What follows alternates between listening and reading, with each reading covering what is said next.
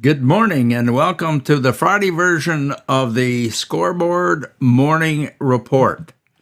Yes, this is the end of week 4. It's been a pretty exciting ride and hopefully we'll be able to continue.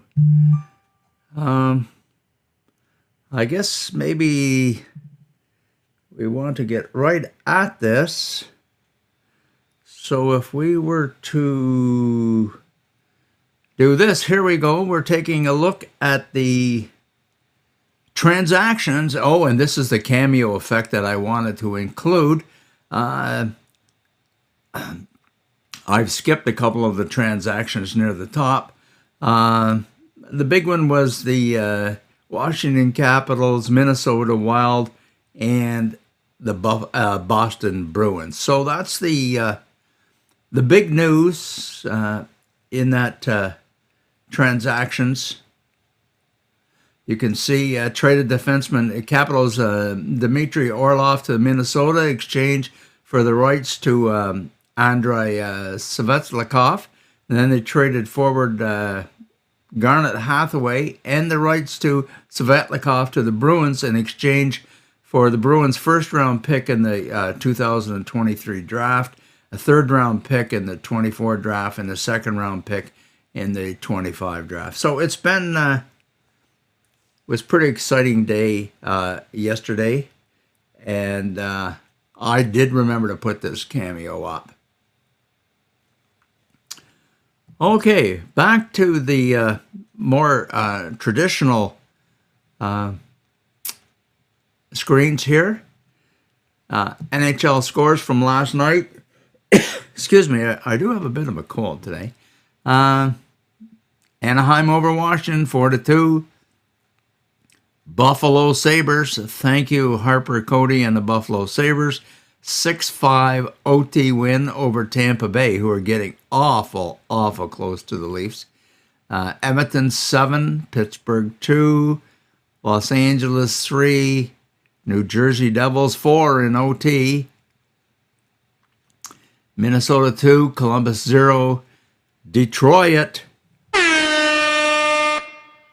There you go, John McCauley. Detroit 4-1 win over the Rangers, and John mentioned on Facebook that was the first time I think in 9 years that the Red Wings had won a game in Madison Square Gardens. The Canucks 3-2 winners in overtime over St. Louis. Las Vegas Golden Knights in overtime 4-3 over Calgary.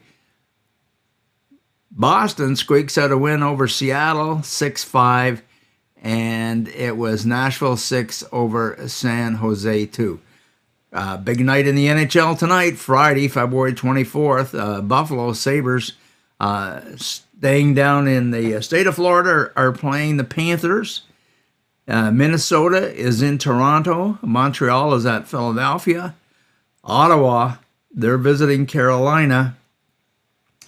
Los Angeles at the New York Islanders, and Colorado at Winnipeg. So that sort of sums up the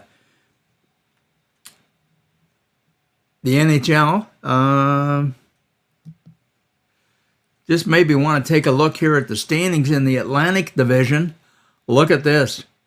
Of course, Boston, they're the Ottawa Junior Senators of the National Hockey League. So Boston with 93 points.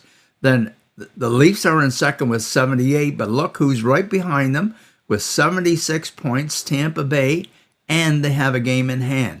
And then behind them and tied, Florida Panthers and Detroit Red Wings. Detroit, I thought they were supposed to be at the bottom. Oh well, 64 points each. Buffalo's got 62, only 2 behind. In Ottawa with 58. They're only 6 points behind. So that's going to be a scramble here in the remaining part of the NHL schedule. A little closer to home, CCHL last night. Thank you, Cornwall Colts. 6-3 winners over Hawkesbury Hawks. Big second period for Cornwall in that game. They scored 5 goals in that second period to down the Hawks. Lots of action tonight. 10 of the 12 teams are in action. Carleton Place at Renfrew. Cornwall is at Smith Falls. Hawkesbury Hawks, those same Hawkesbury Hawks, are at Brockville. Navan at Kemptville, and Ottawa at Rockland. That's all Friday night action in the CCHL. Taking a quick look at the standings. Oh my. Look at this. Look at that grouping. Rockland, Cornwall, and Kemptville. They're all fighting for that number 8 spot. And then look at this next group, starting with the Braves and moving up the next 8 points or so. It's all up for grabs. Friday night action in the queue. Halifax is at Victoriaville. We don't mention the standings here because Evan Boucher's team, the Halifax Mooseheads, have such a commanding 21 or 29 point lead in their division. Saturday, they are in Sherbrooke. Oh, we must mention, we were asked about who are these guys we keep referring to and why do we have an interest? Well, Evan Boucher, former Brockville Brave, left maybe 13 months ago, jumped to the queue, scored 25 goals in probably 35 games. He only played half the season last year. He's sitting at 21 goals now already this year, and he was out with a concussion at the start of the year.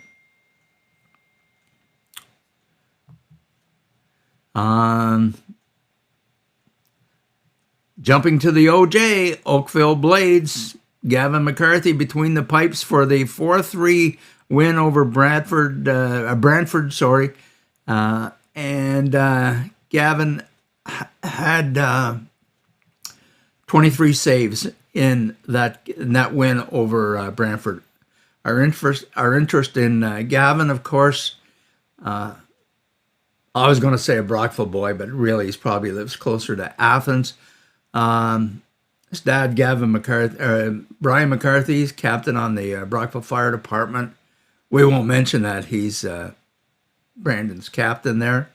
And Gavin did play for the Brockville Braves midget team. And they do have a game tonight. They are in Collingwood playing against ex-Brave Luke Chore.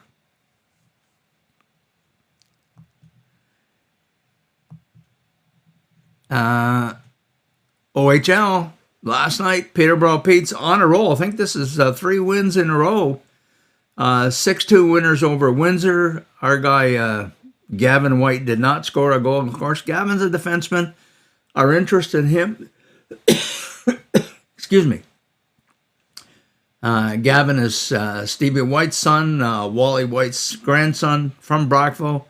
Lives just around the corner from me. And he did play for the Brockville Braves midget team as well, and a couple of games in the playoffs for the Tikis. I guess that would be 3 years ago now. And tonight, Peterborough is in Oshawa.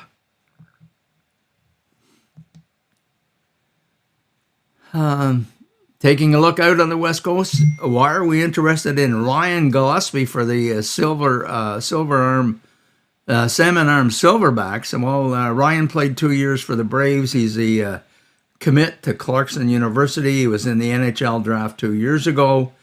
We'd like to keep tabs on him as well. So they've got 2 games this weekend. Friday, they're entertaining Merritt, and then they visit Cranbrook on Saturday.